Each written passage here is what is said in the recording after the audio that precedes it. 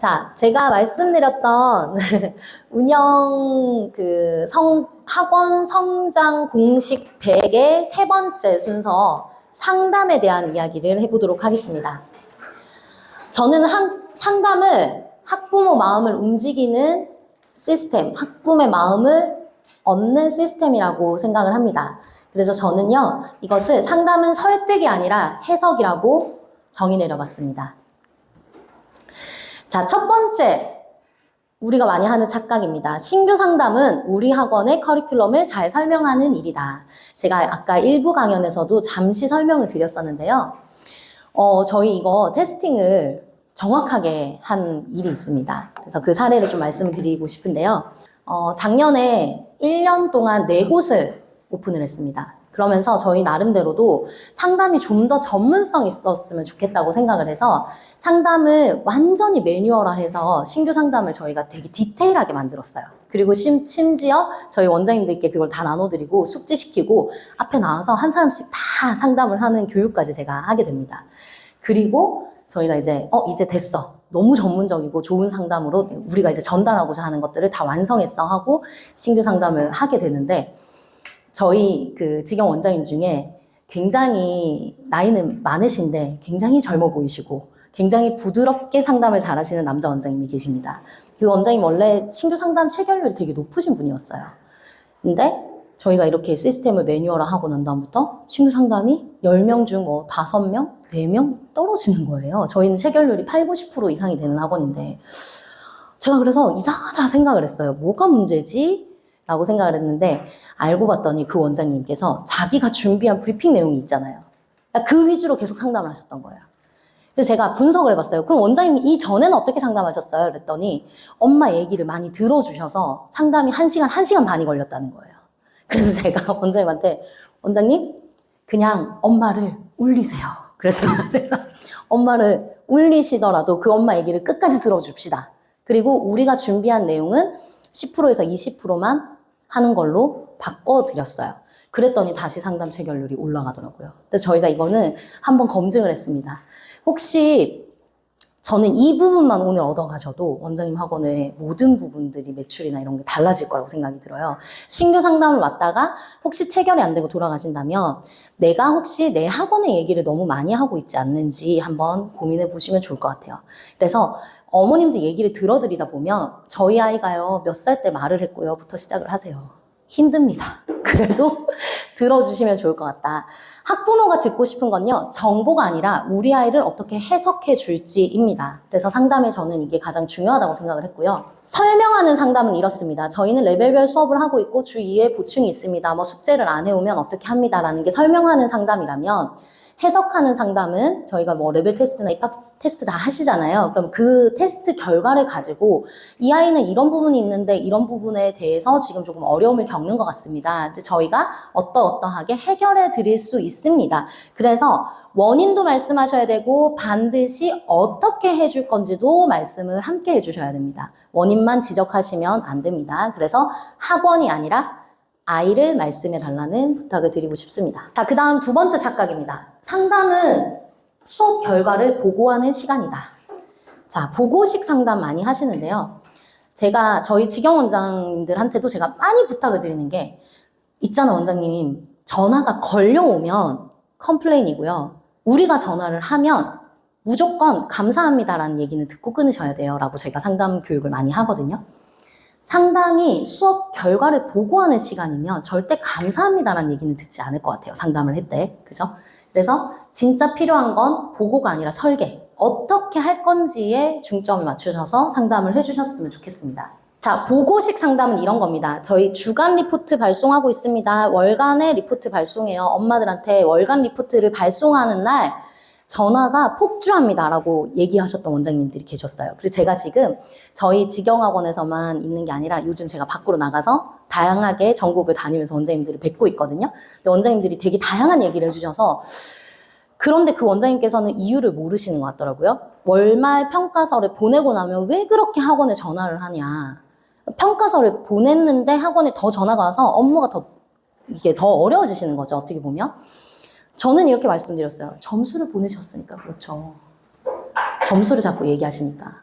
그럼 지난달보다 점수가 떨어졌으면 왜 떨어졌는지 궁금해서 전화가 오고, 그죠?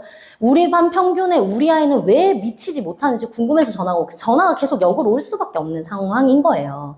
결과 보고를 하셔서 그렇습니다. 저희는 저희가 매일 데일리 피드백을 나가고 있는데요. 그 데일리 피드백에는 수치, 뭐 예를 들면 숙제의 성취도가 80% 또는 수업의 성취도가 100% 뭐 이런 식으로 수치화해서 보여드리고요. 이걸 점수화하지 않아요.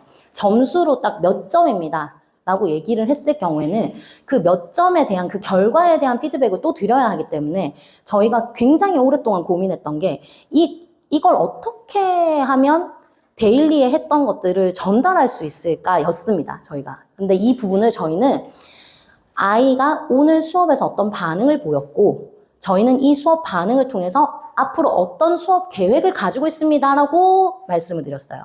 그러니 이게 설계식 상담으로 바뀐 거죠. 보고식 상담이 아니라.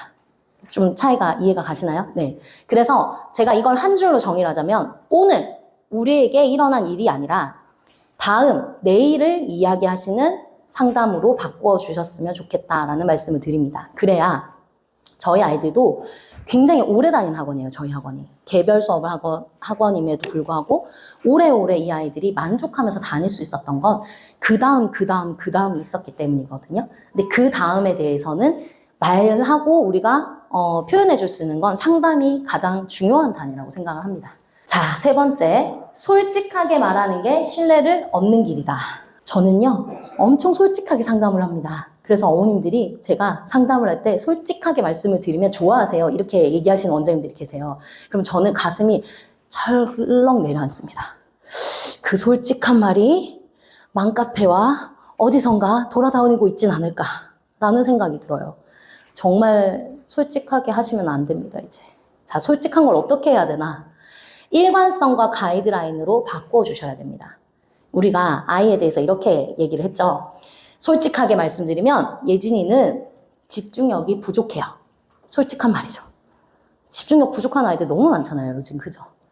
근데 이렇게 말씀을 하시면 요즘 어머님들한테는 집중력 부족해서 나랑 공부 못하니까 학원 보냈잖아요가 됩니다.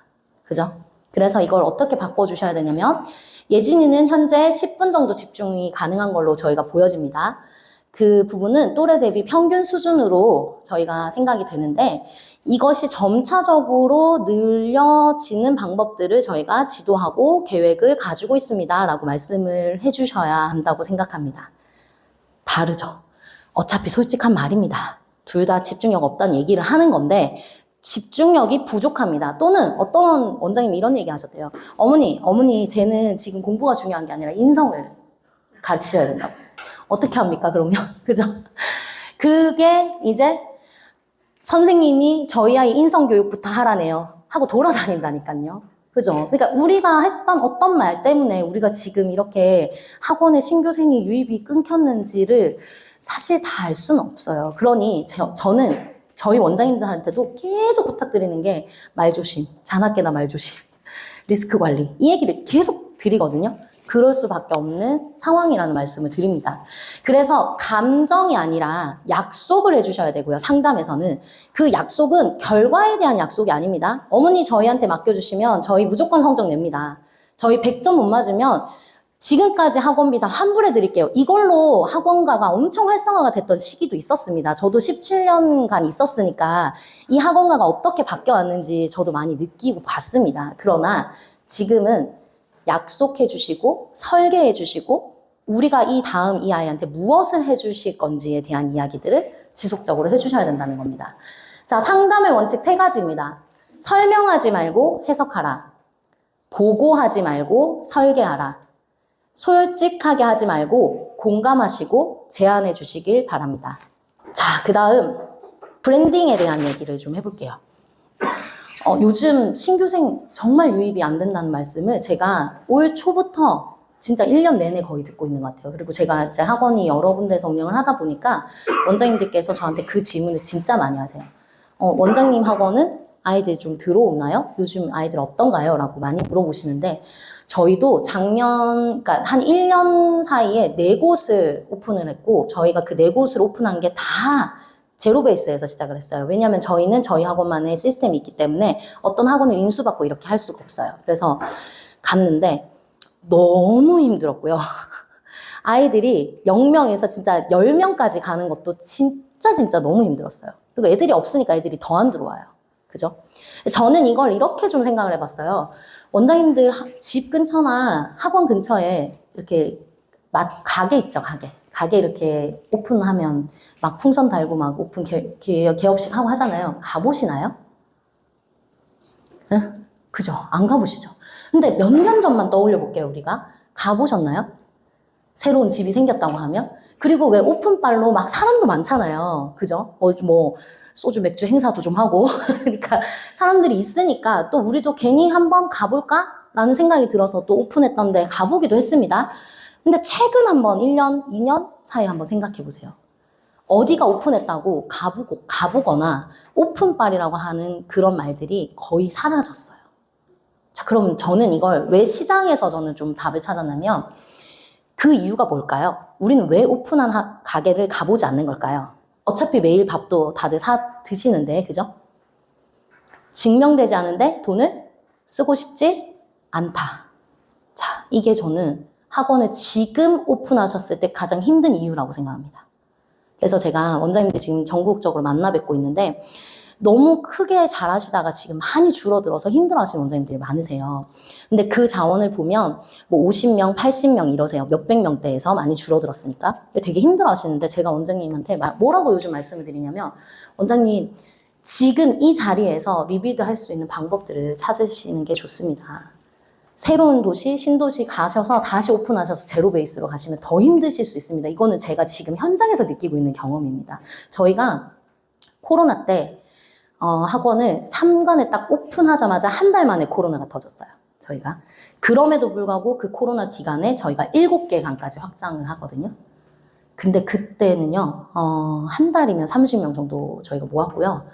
3개월, 6개월이면 저희가 다 정상화 시켰습니다. 그래서 저는 사실 오픈하는데 별로 겁이 없는 원장이었어요. 오픈해서 마케팅 어떻게 하고 아이들 어떻게 모으면 되는지를 알고 있었으니까. 그럼에도 불구하고 작년에 저희가 1년 동안 4개관을 오픈하면서 너무너무 힘들었다. 이 아이들을 채우는 게 진짜 오래 걸렸고 힘들었고요. 광고비도 엄청나게 들어갔습니다.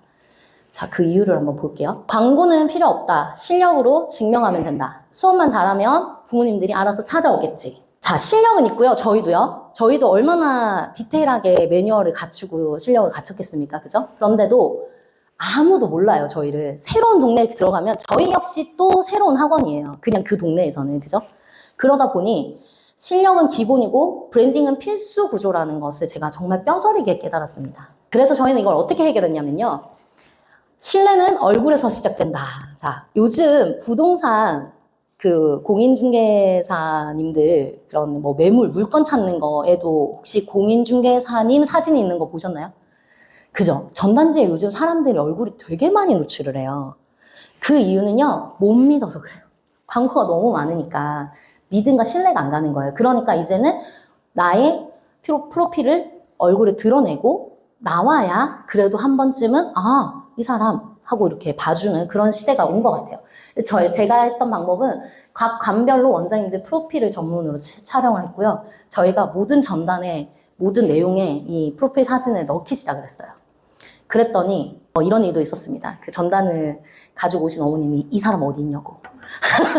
이 사람 나는데 이 사람 어디 있냐고 하시기도 하시지만 어쨌든 오시더라. 그래서 저희가 프로필 전문 촬영을 하면서 지역 커뮤니티, SNS, 저희들의 교육 철학 이런 것들을 계속 공유를 했어요. 그렇게 저희가 브랜딩을 하기 시작을 했고요.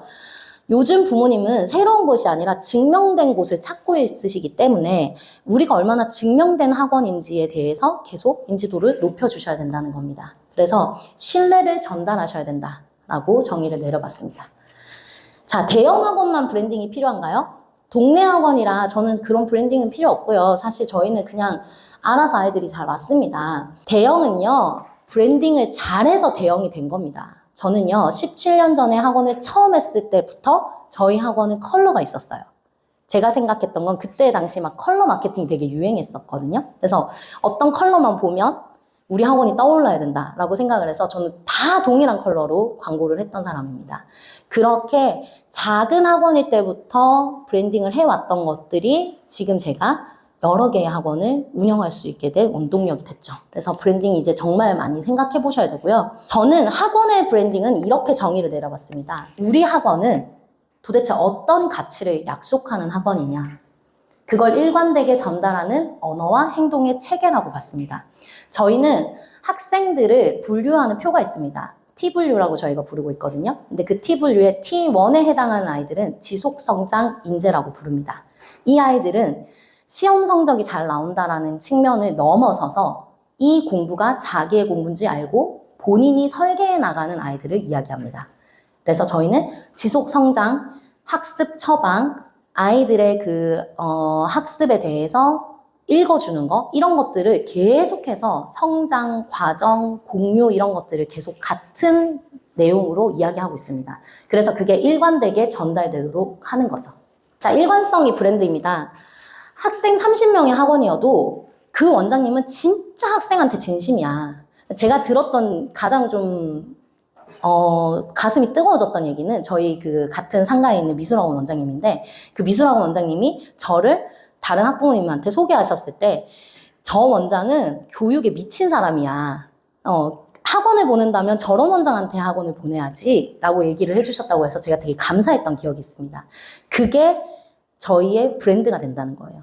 누군가가 나를, 어떤 사람이 일관적인 얘기를 계속했을 때 그것이 이 학원을 이야기해 주는 게 되어야 된다는 얘기입니다. 그래서 브랜드는 일관성 있는 약속이고, 그 약속을 매일 모든 학생에게 똑같이 지속적으로 지켜주시면 그게 브랜드가 된다고 말씀드리고 싶습니다.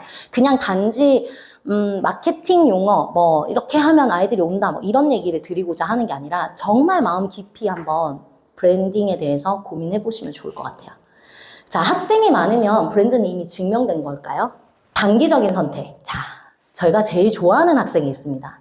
공부는 잘 못하고요. 친구 관계는 엄청 좋고요. 선생님 잘 따르고 학원에 매일 빠지지 않고 오는 아이들. 있으시죠, 원장님? 그죠? 그 친구들 제가 되게 예뻐하거든요. 걔네들이 우리 영업맨이라서요. 근데 되게 재밌는 건 그 친구들이 친구가 많아서 친구를 학원에 데리고 오는데 그 중에 공부를 잘하는 친구가 있어요. 너무 신기하잖아요? 그렇게 공부를 못하는 애가 어떻게 그렇게 공부를 잘하는 애랑 같이 잘 지내는지. 자, 저희는 그 한 학생이 35명까지 데리고 오는 걸 봤거든요, 제가.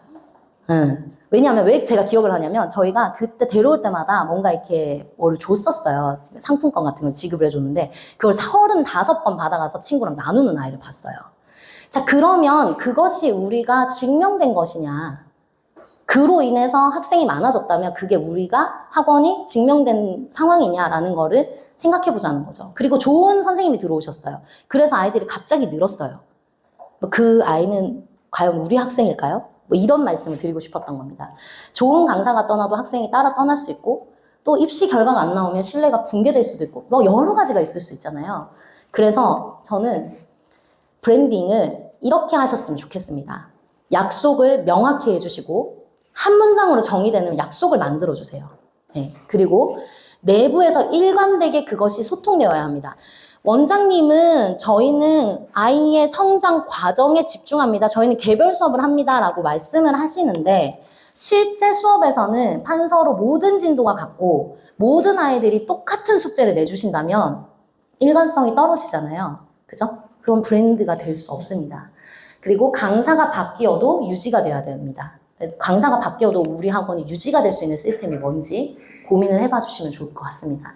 저희는 이걸 해결했기 때문에 8개 관이 모두 동일한 메시지로 유지되고 있습니다. 자, 광고는 필요 없습니다. 그러나 전달은 하셔야 됩니다. 우리가 무엇을 하는 곳인지, 우리는 어떻게 아이들을 기를 것인지, 그죠? 그 약속, 실력 한 번의 선택이고요. 브랜드는 지속적인 신뢰입니다. 자, 대형 학원은 엄청난 광고비를 들여서 광고를 하고 계십니다. 그렇지만 저희는 강소학원은 우리 학원만의 문화와 약속으로 이것을 만들어 가시면 좋겠습니다. 자, 저는요, 학원을 이별하는 직업이다 라고 말씀을 드렸어요. 계속 지속적으로 이별하고 계시죠? 그죠? 예, 브랜딩이라고 하니까 되게 복잡하고 무겁게 느끼시는데 이걸 조금 다른 의미로 나를 떠나간 아이들이 나를 어떻게 기억할 것인가, 기억했으면 좋겠는가를 생각해 보시면 원장님들만의 색깔과 교육 철학이 나오실 것 같아요. 그래서 저는 이 부분을 조금 많이 고민했던 원장이었습니다. 자, 그러면 지금까지 말씀드렸던 모든 것들을 합해서 우리가 학원 성장 100이라는 우리 학원만의 지금 리빌드해야 되는 핵심을 찾는 이야기를 마지막으로 드려볼게요. 학원은요, 저는 99도에서 끓지 않더라고요. 우리가 뭔가 계속 하고 있는 것 같은데 반응이 오지 않고 뭔가 그냥 그 모든 것들이 이렇게 수면 아래 가라앉아 있는 느낌을 느낄 때가 많아요. 근데 제가 사실 좀 그런 감각이 좀 좋은 편이에요. 그래서 어떤 학원에 가면 원장님께 제가 이런 말씀 드려요. 원장님, 요즘 상담을 좀 안 하신 것 같아요. 이런 얘기를 해요, 제가. 그러면 이제 원장님이 제가 안 그래도 시험 기간이어서 너무 중학생한테 신경 쓰느라고 초등학교 상담을 많이 못한 것 같습니다. 이렇게 하신단 말이에요. 이런 부분들이 다 아우러져서 올라와서 임계점에 다다르는 순간 학원은 폭발적으로 성장하더라라는 걸 저는 많은 경험을 통해서 배우게 됩니다. 자, 성장은 공식이지만 그 방향성은 원장님마다 달랐다. 그래서 저희는 제가 일부에도 말씀드렸지만 성공 강연을, 성공 사례를 말씀드리러 온 게 아니다 라고 말씀을 드렸던 이유는 저 역시 이렇게 많은 경험이 있음에도 불구하고 모든 학원이 성장하는 임계점이 달랐습니다. 그래서 내 학원은 그대로 통하지 않는구나 라는 걸 많이 깨달았고요. 똑같이 적용되지 않는다. 학원마다, 지역마다, 원장님마다 다르다라는 말씀을 꼭 드리고 싶었습니다. 저는 학원 성장 100의 4대 성장 축을 이렇게 봤습니다. 수업 시스템은 표준화되어 있어야 하고요. 운영 관리는 효율적이어야 합니다. 상담 관리는 신뢰성이 있어야 되고 브랜딩 구조는 노출이 잘 되는 구조로 설계되어야 됩니다. 여기서 중요한 부분이 생깁니다. 공식은 같지만 가중치는 다르게 설계가 되어야 되는 거예요. 저희가 신불당의 학원을 작년에 오픈을 해서 갔는데 거기는 나머지 학원들의 4배 정도 광고비를 쓴 것 같아요. 자, 브랜딩에 굉장히 많이 힘을 실었죠. 그게 가중치라는 말씀을 드리는 거예요. 저희는 다 어떻게 하면 된다는 공식이 있어요. 그럼에도 불구하고 지역에 따라서 어떤 데는 브랜딩에 굉장히 힘을 줘야 되는 데가 있다면 어떤 곳은 상담에 굉장히 가중치를 낮춰야 되는 곳이 있습니다. 모든 학부모님들이 거의 맞벌이를 하세요. 그래서 엄마가 전화가 안 돼요. 그런데 우리가 계속 거기에 에너지를 쓰고 있다면 그 역시도 맞는 방법은 아니었던 거죠. 자, 그래서 이렇게 가중치를 바꿔주셔야 된다는 겁니다. 수업이 완벽한데 상담이 약해요. 그러면 신뢰 가중치를 높여주셔야 되고 상담이 잘하시는데 시스템이 없으면 표준화하시는 걸 만드셔야 됩니다. 그리고 운영이 뛰어난데 브랜딩이 약하시다면 어떻게 밖으로 우리 학원을 알릴 것인가에 대한 가중치를 생각해 달라는 거죠. 브랜딩이 좋은데 운영 효율이 떨어진다면 또 되게 홍보나 모든 것들은 잘 나와 있는데 밖으로는 내부가 또 흔들리는 곳도 있잖아요. 그럴 때는 그 부분에 신경을 써 달라는 거죠. 그래서 어디에 힘을 실을지 아는 것에서부터 성장은 시작된다 라고 말씀을 드립니다. 저희 원장님들하고 맨날 우스갯소리를 하는 얘기가 있는데 학원을 딱 오픈을 해서 3명 신규 상담을 제가 딱 받잖아요. 그럼 이제 감이 와요. 여기 학부모님들은 뭘 원하시는 것 같아. 여기는 어떤 스타일일 것 같아. 라고 생각이 들거든요. 그 얘기는 제가 되게 감이 좋고 뭘 잘한다는 얘기가 아니라요. 그만큼 오픈할 때마다 달랐다는 말씀을 드리고 싶은 거예요. 지역마다 달랐고 오픈할 때마다 달랐고 천안 지역도 특성이 동네마다 정말 다른 동네예요. 전혀.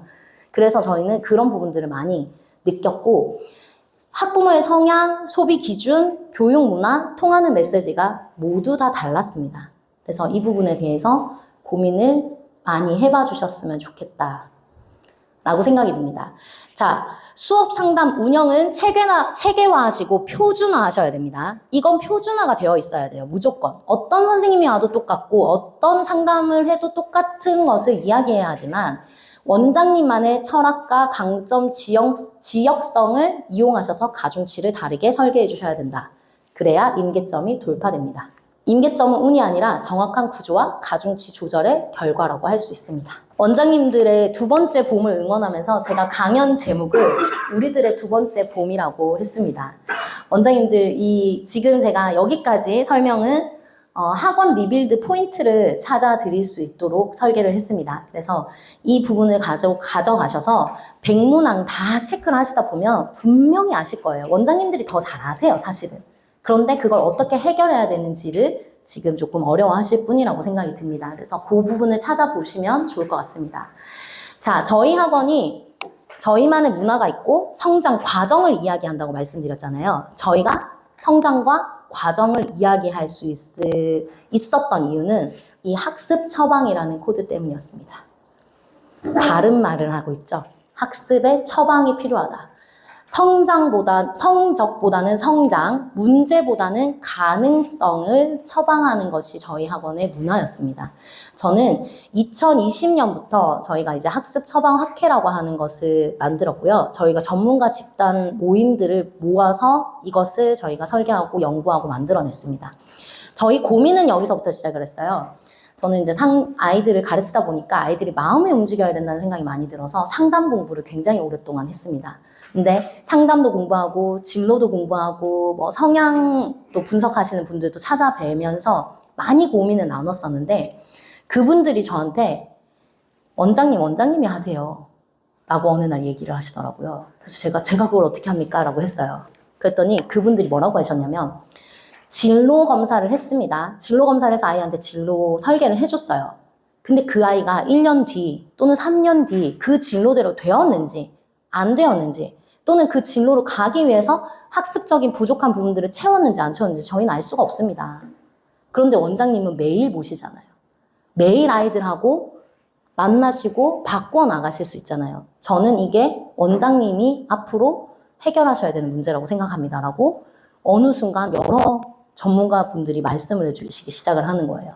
그래서 저희가 그러면 아이를 입체적으로 볼 수 있는 시스템을 만들어 보자 라고 해서 만들게 됐습니다. 자, 아이들은 공부를 안 하는 걸까요? 아니면 공부가 안 되는데 이유를 모르는 걸까요? 저는 선생님들이 이런 말씀 많이 하세요. 원장님, 쟤는 저기 앉아 있는 게 너무 돈 낭비예요. 엄마가 정말 돈 갖다 버리는 거예요. 이런 말씀을 하시더라는 거죠. 근데 저는 반대로 생각을 합니다. 그 아이가 자기 부모의 돈이지만 어쨌든 부모님이 주신 돈으로 학원에 와서 공부를 하겠다고 왔다면 그 아이가 과연 공부를 안 할 마음을 갖고 있는 걸까요? 저는 아니라고 생각하거든요. 저는 그 아이가 방법을 모르는 거라고 생각했습니다. 그래서 그 방법을 찾아주기 위해서 공부를 했고요. 한 명의 아이를 입체적으로 보고 분석할 수 있는 전문가가 없다라는 부분에서 출발해 봤습니다. 맨 뒷장을 보시면 저희가 디스커버리 맵이라고 하는 걸 드렸어요. 있으신가요? 그게 저희가 이 학습 처방으로 아이들을 분석해서 쓰고 있는 툴입니다. 저희는 학생들을 분석해서 아이들의 학습 설계는 어떤 방향으로 할 것인지 저희가 계속 기록해 놓고 있고요. 저는 이걸 처음 만들었을 때 병원의 의료 차트를 떠올렸습니다. 병원에 가면 아이들이 어떤 약을 먹었고 어떻게 치료를 받았고 하는 게 우리 개인 기록이 다 있잖아요. 그런데 학원은 그런 게 없더라고요. 그래서 학원이야말로 정말 그게 몇 년간 아이들이 매일 오는 곳인데 필요하지 않나라고 생각해서 저희가 만들게 됐습니다. 자, 저는 정확하게 진단하고 싶었어요. 이 아이의 문제점을요. 그냥 표면적으로 보이는 점수 또는 태도 이렇게만 보지 않고 이것을 정확하게 진단하고 싶었는데 그래서 저희가 4D 프레임워크라고 하는 것을 만들게 됐습니다. 학생을 능력과 태도와 성향과 정서 4가지 영역으로 나누어 봤습니다. 이거 딱 보시니까 어떠세요? 주로 우리가 뭐 선생님들하고 주간회의나 원래 회의 하실 때 선생님들 무슨 얘기 많이 하시는 것 같으세요? 이 4가지 단 중에. 그렇죠. 맞습니다. 저희도 그곳에 많은 공과 에너지를 썼습니다. 태도 얘기를 참 많이 하시죠. 왜 능력을 지금 당장 바꿀 수 있는 게 아닌데 태도는 내 눈앞에 계속 보이는 일이니까요. 자, 그래서 이 부분에 대한 이야기를 좀 들려드릴게요. 저희는 능력은요, 할 수 있는 힘의 3가지 층이라고 봤습니다. 능력이 그냥 보여지는 결과 점수가 아니라 현재 능력, 보유 능력, 발현 가능한 능력 3가지로 아이들을 평가했습니다. 자, 현재 능력은 뭘까요? 레벨 테스트를 하거나 시험에서 중간고사, 기말고사 성적을 받아오는 거. 그것이 저희가 뭐 단원 평가를 했던 거, 이런 것들이 현재 능력이라고 볼 수 있는 거고요. 보유 능력은 이런 거 있죠. 아이가 점수는 사실 90점을 맞았지만 이 친구 사실 보유 능력은 100점이죠. 실수를 해서 90점이야. 뭐 이런 것들. 또는 50점짜리지만 이 친구를 조금 더 발현시킨다면 어디까지는 갈 수 있을 것 같아 라는 게 보유 능력이라면요. 발현 가능한 능력은 정말 저기 아랫단에 있는 아이인데 20점짜리 친구인데 이 친구를 저희가 아주 열심히 갈고 닦으면 그래도 80점 정도까지는 만들 수 있을 것 같아 라고 생각되시는 부분들 있죠. 그런 것들을 저희가 발현 가능 능력이라고 봤습니다. 그래서 능력은 아이의 점수가 아니라 이 아이를 파악할 수 있는 지도라고 저희가 보고 능력 평가를 합니다. 자, 태도. 아까 태도 대답해 주셔서 너무 감사했습니다. 자, 태도는요. 선생님이 이 태도 때문에 스트레스 너무 많이 받으시고요. 태도가 나쁘니까 너는 이제 내일부터 오지 마라. 그런 태도를 가지고 있을 거면 차라리 공부를 하지 마라. 이렇게도 하시는데요. 저희는 이 태도에 대해서 어떻게 생각했냐면요. 아주 가볍고 아주 심플하게 봤어요. 태도를. 그냥 오늘 내 앞에서 수업 시간 안에 아이가 했던 반응이 태도일 뿐이다. 이 태도가 아이를 말해주는 것은 아니다. 라고 정의했습니다. 자, 이게 바뀌면서요. 많은 것들이 바뀌었어요. 태도 좋은 아이들 많나요, 요즘? 없죠. 태도 좋은 아이들만 가르치려고 하면 저희 학원에 5분의 1이 남을 것 같습니다. 그래서 저희는 태도를 가장 심플한 단어로 보기 시작한 거예요. 태도는 그냥 오늘 내 앞에서 했던 행동 양상일 뿐이야. 라고 본 거죠. 자, 문제풀이를 중단하는 아이는요. 불안해서 틀릴까봐 또는 피드백을 거부하고 있는 아이는 친구들이 많은데 내가 거기서 맞고 틀리고를 해서 많이 틀리는 걸 보여주고 싶지 않아서 그 다음 숙제를 안 해온 아이는 실제로 혼자서 숙제를 풀 수가 없는 아이일 가능성이 많습니다. 그런데 그걸 우리는 숙제도 안 해오는 태도가 나쁜 아이, 공부할 마음이 없는 아이라고 많이들 생각하시죠. 제가 이 태도라는 측면을 깊이 깨닫게 된 어떤 일이 있었는데요. 저희가 3학년 때부터 가르쳤던 친구였어요. 그 친구가 중3까지 저희가 엄청나게 공을 들였고 이 친구가 공부를 정말 뛰어나게 잘했어요. 능력이 좋은 친구였어요. 저희 학원에는 슈퍼클래스라고 부르는 S반이 있습니다. 저희가 개별 수업을 하면서 제일 고민스러웠던 건 되게 중간이나 또는 중하위권 아이들이 초반에는 많이 들어와요, 학원에 오픈을 하면. 근데 이 친구들을 어떻게든 키워서 상위권으로 만들어 놓으면 꼭 큰 학원을 가요. 너무 속상한 거죠. 그래서 이걸 어떻게 해결할까 고민을 하다가 저희가 S클래스를 만들었고 그 슈퍼클래스 아이들은 저희 기준에서 가장 중요하게 생각하는 건 무엇을 줘도 얼만큼 해도 다 따라오는 아이들이에요. 능력이 좋은 아이들보다는 오히려 저희가 원하는 커리큘럼을 다 소화할 수 있는 아이들만 S클래스로 묶어서 저희가 지금 반을 진행하고 있습니다. 그 S반에 있었던 친구인데요. 새로 선생님만 오시면 그 친구 딱 한 명을 찝고 원장님 저 쟤 못 가르칠 것 같아요. 얘기를 하시는 거예요. 불러도 대답도 안 하고 너무 싸가지도 없고 뭐 공부만 잘한다고 되는 건 아니잖아요. 이러면서 오시는 거예요. 근데 저희는 워낙에 그 아이를 오랫동안 봤기 때문에 그냥 그 아이의 성향이려니 하고 잘 이렇게 다독이면서 가고 있었어요. 근데 어찌됐든 선생님이 바뀔 때마다 그 아이 얘기를 하십니다. 그랬는데 어떤 일이 벌어지냐면 그 아이가 이제 모의고사를 중학교 1학년, 2학년, 3학년 때 고1, 고2, 고3 이렇게 모의고사를 저희가 다 영어를 진행을 시켰고 듣기평가에서 틀린 적이 없는 아이예요. 그런데 저희가 어느 날 저희는 이제 집체 수업을 안 하니까 듣기평가를 이렇게 스피커로 들을 일이 별로 없었는데 한번 평가를 해보자 해서 이제 전체 모의고사 평가를 한번 하게 됩니다. 근데 듣기평가를 반도 못 맞추는 거예요. 저희가 충격을 받았어요, 처음에는. 그래서 이상하다. 무슨 일이지? 얘가 오늘 컨디션이 안 좋나? 그리고 이제 선생님들끼리 모여서 막 분석을 했습니다. 근데 모르겠는 거예요, 방법. 뭐 때문인지를. 그렇다고 해서 몇 년간 걔가 듣기평가를 계속 맞췄는데 그게 잘못됐다고 할 수도 없고. 두 번째 시험을 쳤습니다. 똑같이 또 절반도 못 맞는 거예요. 이상하다, 이거는. 그리고 저희 원장님께서 아이를 디테일하게 파악하셨던 원장님이 어머니께 전화를 드립니다. 어머니, 청력 검사를 한번 해보셨으면 좋겠습니다. 결과가 어떻게 됐냐면요. 이 친구는 한쪽 귀가 거의 들리지 않는 상황이었습니다. 근데 그 친구는 중학교 3학년 내내 모든 선생님과 모든 친구들로부터 불러도 대답 안 하는 아이. 물어도 쌩까는 아이. 공부는 잘하지만 싸가지는 없는 아이가 그 아이의 평가였죠. 사실 그 아이는 들리지 않아서 반응을 못했던 거예요. 그 어머님이 그 중3 여학생의 보청기를 끼우셨을 때 어떤 마음이 드셨을까요? 저희가 아이들을 디테일하게 보지 않았다면 절대 몰랐을 일이라고 생각합니다. 그 보청기를 끼고 왔던 학생이 저한테 이 얘기를 할 때 정말 가슴이 무너졌어요. 선생님, 사람들은 다 이렇게 듣고 살았던 거예요? 저는 그게 태도라고 생각합니다. 아이들의 태도를 우리가 너무 거기에 힘을 실어서 많이 보고 있지 않나. 그 아이의 다른 이유 때문에 그런 태도가 나왔을 수도 있는데 우리가 너무 태도에 집중하고 있지 않는가라는 생각을 해보게 됐습니다. 자, 그 다음 성향은요. 저희가 UNI 검사를 합니다. 혹시 들어보셨나요? 연우심리개발원에서 하는 UNI 검사인데요. 요즘 MBTI는 굉장히 유행을 많이 했잖아요. 근데 MBTI는 성격 유형 검사고요.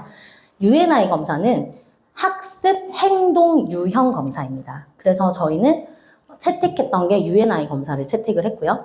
UNI 검사를 하게 되면 학습에 대해서 어떤 유형으로 이 아이가 반응하는지를 보실 수 있습니다. 이 검사는 굉장히 좀 신뢰도가 많이 올라가 있고 초등, 중등, 고등, 대학생까지도 사실 학교에서는 검사를 많이 합니다. 근데 이 검사지를 가지고 누구도 분석해 주지 않아요. 학교가 왜 검사만 그렇게 하고 저는 끝냈는지 잘 모르겠는데 아무 의미 없는 검사를 하고 그죠? 검사지 나눠주고 막 이렇게 하잖아요. 근데 그렇게 검사를 해서 아이들은 한 번쯤은 검사를 해봤을 수 있는 검사입니다. 자, 거기에서는요. 행동형, 규범형, 탐구형, 이상형 이렇게 아이들을 4가지 유형으로 나누어서 봅니다. 행동형 아이들은 에너지가 많은 아이들 있죠. 잠시도 가만히 안 있는. 집중력이 짧고 굉장히 목소리도 크고 이런 아이들 행동형 아이들이고요. 규범형 아이들은 사실 선생님들 중에서는 규범형인 선생님들이 많으시죠. 아이들도 말을 잘 듣고 뭔가 태도도 좋고 선생님이 하라고 하는 대로도 잘하고 이런 아이들이 규범형 아이들입니다. 계획을 잘 짜주고 잘 따라오게 하면 그대로 하는 학생들입니다. 탐구형 아이들은요. 원리로 배우는 친구들입니다. 그래서 저는 탐구형이거든요. 그래서 저는 질문이 많고 왜 이럴까? 맨날 이런 생각을 합니다. 자, 그러다 보니 탐구형 유형에 사실 수학 원장님들이 많으세요. 그래서 이제 이 수학 원장님이 탐구형이니까 야, 네가 원리를 지금 잘 몰라서 그래. 내가 원리를 잘 설명을 해줄게. 이런데 이 친구는 행동형인 거예요. 원리 설명이 통하지 않습니다. 그런 경우들을 본다는 거죠. 그래서 저희가 이 성향이 중요하다. 성향에 맞춰서 학습을 한다는 거는 아니라고 생각합니다. 왜냐하면 사실 공부를 잘하는 아이들은 똑같은 특징들을 가지고 있더라고요. 그쵸? 알고 계시죠? 그런데 이 아이의 어떠한 행동이 이런 성향 때문에 불거졌다라고 생각을 하면 이해도가 높아진다는 거예요. 그래서 상담하실 때도 훨씬 수월하십니다. 그래서 탐구형 아이는 원리로 배우는 아이들이고요. 이상형 아이들은요, 이런 아이들이에요. 선생님이 좋으면 막 학원 잘 나왔다가 선생님 바뀌어가지고 저 선생님 그 선생님 때문에 가기 싫어요 하는 아이들 있죠. 그 친구들이 이상형 아이들이거든요. 이 친구들은 감정과 관계를 통해서 배우는 친구들입니다. 자, 대부분의 아이들은 한 가지 코드만 가지고 있지는 않습니다. 복합형이고요. 행동형 아이 특징은요. 이렇게 지도를 해주시면 좋습니다. 10분 안에 10문제 풀어볼까? 너 이거 다 하면 선생님이 그래 좀 일찍 맞춰줄게. 이런 것들이 통하는 친구들입니다. 그 다음 규범형 아이들은요. 너가 시험 기간이 얼마나 남았잖아. 그럼 우리가 시험 기간을 몇 회독을 어떻게 해야 되는데 선생님이 오늘 네가 여기까지 해야 되고 이렇게 차근차근 설계를 잘 해주시면 그대로 밤이 새도 따라오는 친구들이 규범형 아이들입니다. 탐구형 아이들은 아까 말씀드렸죠. 이 공식이 왜 이렇게 나왔는지 너가 한번 얘기해 볼래? 선생님이 한번 개념적으로 설명해 줄까? 이게 사실은 여기서부터 시작된 거야. 이러면 아이들이 갑자기 이러면서 막 나머지 문제들을 다 풀어갑니다. 그 다음에 이상형 아이들은 이렇게 얘기해 주셔야 돼요. 원장 선생님이 너만 보면 너무 좋아. 너만 보면 선생님이 엄청 힘이 나. 너 때문에 선생님이 매일매일 학원에 오고 싶어. 이런 얘기 해주면 얘네들 공부 열심히 합니다. 근데 그런 얘기 안 해주시면 시들시들해서 학원에 나왔다가 안 나왔다가 합니다. 그 다음 제가 4번째로 주목했던 건 정서였습니다. 학습 정서 능력인데요. 이 아이가 과목에 대해서 어떤 정서를 갖고 있는지도 과목별로 달랐고요. 저희가 영어 수학 학원을 하면서 가장 좋다고 생각했던 건 그 부분이었어요. 영어 선생님이 말씀하신 아이와 수학 선생님이 말씀하신 아이는 다른 아이입니다. 그래서 저희는 그 부분을 가지고 상담을 많이 했고 그 밸런스를 찾아가는 것에 많이 중점을 뒀었거든요. 불안감이 있거나 자존감이 낮거나 동기, 목표 설정이 낮은 친구들 또는 스트레스가 굉장히 지금 많이 발현되고 있는 친구들은 정서적으로 문제가 있었죠. 그래서 공부는 머리로 하는 게 아니라 마음으로 버티는 것이다 라는 얘기가 있죠. 저희는 저 정서 능력이 향상되는데 굉장한 에너지를 씁니다. 그래서 단어 100개를 시켜서 단어 100개 중에 30개만 맞을 바에야 30개를 시켜서 100점을 맞추자 라는 게 저희 학습 설계고요. 그 100점을 맞는 기분들을 계속해서 지속적으로 느껴가게 해서 이 아이가 학습 정서가 올라가면 태도도 좋아지고 능력도 좋아지고 바뀌더라는 것을 저희는 많이 경험하게 됩니다. 그래서 저희가 정서에 굉장히 많은 에너지를 쓰고 있고요. 자, 아까 보여드린 그 표에 4가지로 저희가 학생을 분석해서 놓고요. 그 분석을 어떻게 활용하냐면요. 한 가지의 이슈만 도출합니다.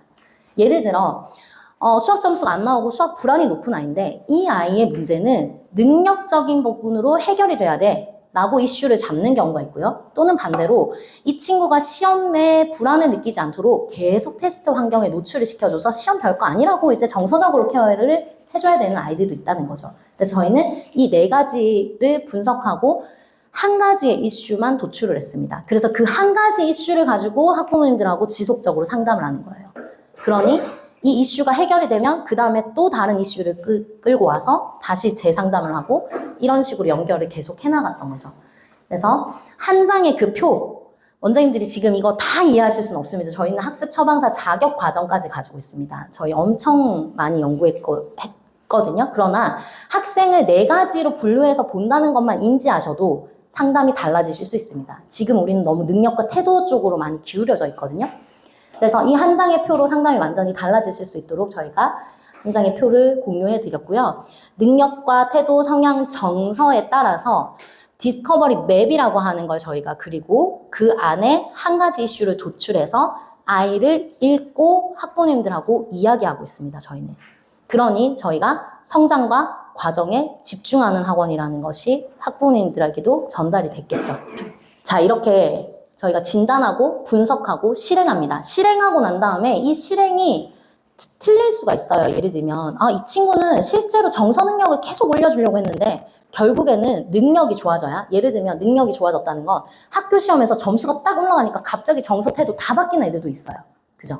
근데 그런 부분들을 저희가 계속해서 찾아가는 학습 처방을 하고 있다는 얘기입니다. 자, 상담은 근거를 가지고 하셔야 되고요. 그 다음 해석을 하셔야 되고 방향을 제시해 주시면 됩니다. 분명히 원장님들도 아이들 많이 보셨기 때문에 디테일하게 다 알고 계셔요. 그 아이 한 명 한 명 특징 다 아시잖아요. 근데 그것을 특징과 어떤 태도나 이 아이의 정서 능력을 해결해줘서 능력이 해결된다는 측면으로 사실 많이 생각을 안 해보셨던 것 뿐이라고 생각합니다, 저는. 근데 그 생각만 조금 바꿔주셔도 완전히 신뢰가 달라지죠. 자, 저희는 이렇게 상담하고 있습니다. 이 아이는 노력이 부족한 게 아니고요, 어머니. 불안이 높습니다. 틀릴까봐 불안해서 시도하지 못하는 겁니다. 라고 해석을 해드려요. 그리고 잘하고 싶은 마음이 너무 커서 또 하지 못하는 아이들, 또는 계획형인 아이들은 틀어지는 걸 좀 힘들어해요. 그래서 계획형이기 때문에 루틴대로 학습을 끌고 가주시는 게 좋습니다. 라고 이야기 드렸을 때 어머님들이 맞아요, 원장님. 진짜 그래요, 저희 아이는. 이렇게 얘기해 주시면서 신뢰의 순간이 오는 거죠. 그러면 지속적으로 저희에게 믿고 아이를 맡겨주실 수 있는 겁니다. 자, 저는 학습 처방을 이렇게 생각합니다. 부모보다 그 아이를 더 깊이 있게 이해해주는 사람이라고 생각합니다. 원장님들이 애쓰시고 점수를 올리시고 노력하시는 그 모든 과정들이 아이들을 잘 키우고자, 잘 교육시키고자 하시는 마음이라는 걸 잘 압니다. 그래서 지금 이제 아이를 회복시키시는 방향으로 생각과 모든 것들을 좀 전환해 보시기를 부탁드립니다.